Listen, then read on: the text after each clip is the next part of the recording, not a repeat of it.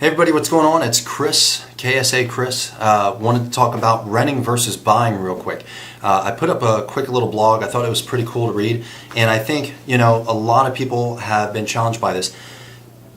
The big one is, it's all about, and actually I have another one I think I'm going to put up. It's all about where do you live? And renting versus buying, in San Diego, we're in San Diego or Riverside County, can have a huge difference, make a big difference as far as impact, cost, and everything else.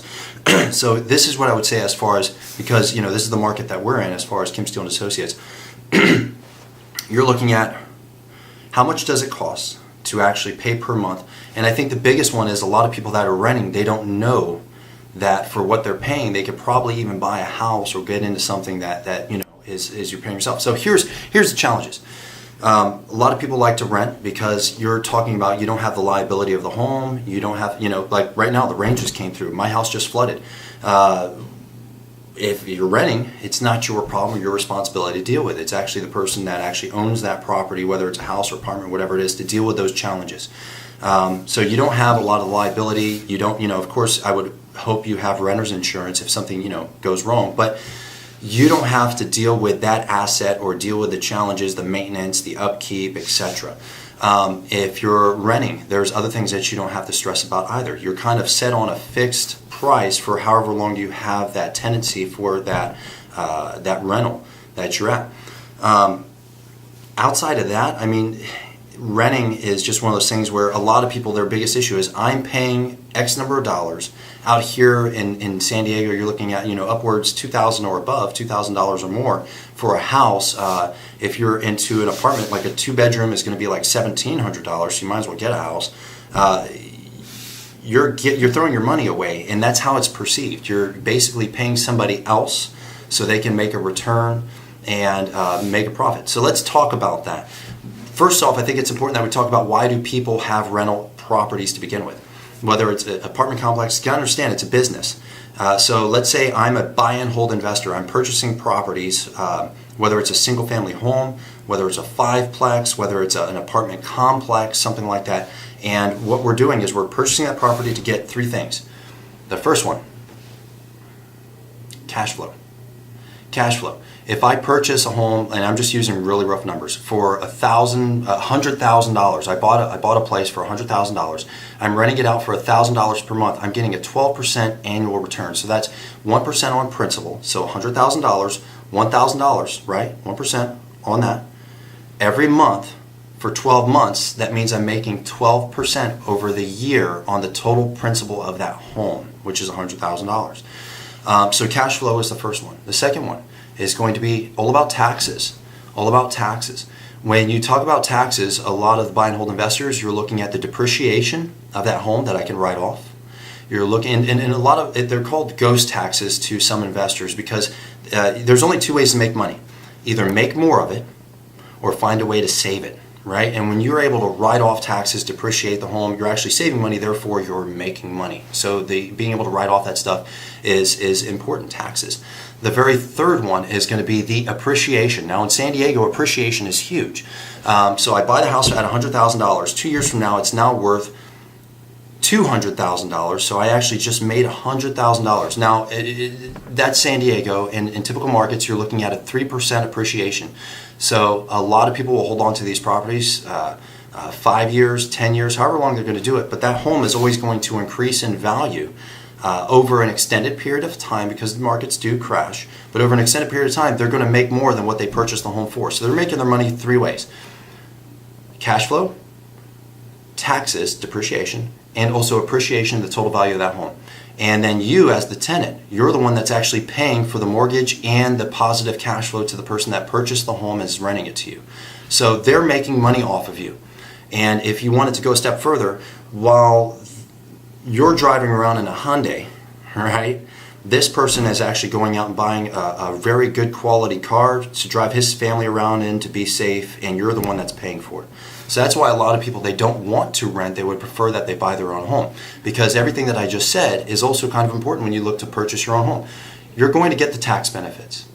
You're going to get the appreciation of that home because houses are going to increase in value over time. And you're also, I almost put up the middle finger. Okay, so let's put it back. And you're also going to be looking at outside the appreciation. You're paying in your own cash. You're paying into the value of that home. It's sort of like your own personal little piggy bank. So you get to write it off. You have the tax benefits. You have the appreciation benefits. And the money that you would have been spending ideally for rent, you're paying to yourself. So you're actually creating a little separate piggy bank. So buying versus renting. In my opinion, if I were to put it out there, I think renting works out for a lot of people. If you want a mobile life, if you want to be able to move on a dime, if you want to be flexible and you do a lot of traveling, if you can find something that fits your lifestyle and fits within your financial attributes, then renting makes a lot of sense because it's one less thing that you have to be responsible for. That's the big one, is responsibility. I have a friend of mine. She's rented forever, but she skydives. She travels all over the world, and she wants to be able to be as flexible and move wherever she wants to. You can't really do that with a house. Well, you can, but you can't. But if that's not really your lifestyle and you're looking to actually build something over an extended period of time, so I'll use me as an example. Every few years, I end up buying and selling a home. So the first house that I bought when we moved to Fallbrook, I bought it on a short sale for $250,000. I kept that property for 2 years, and then I turned around and sold it for $425,000. I put a total of $11,000 into the property over 2 years. So if I bought it for $250,000, I put $11,000 into it, then I'm actually into the property about $261,000, right? $261,000. I turned around and sold it in 2 years for $425,000. Because I'm married, I can actually take a portion of that money without taxes, because you have to keep in mind capital gains. So I get to keep $250,000 profit with no taxes. She gets to take $250,000 with no profit or no taxes.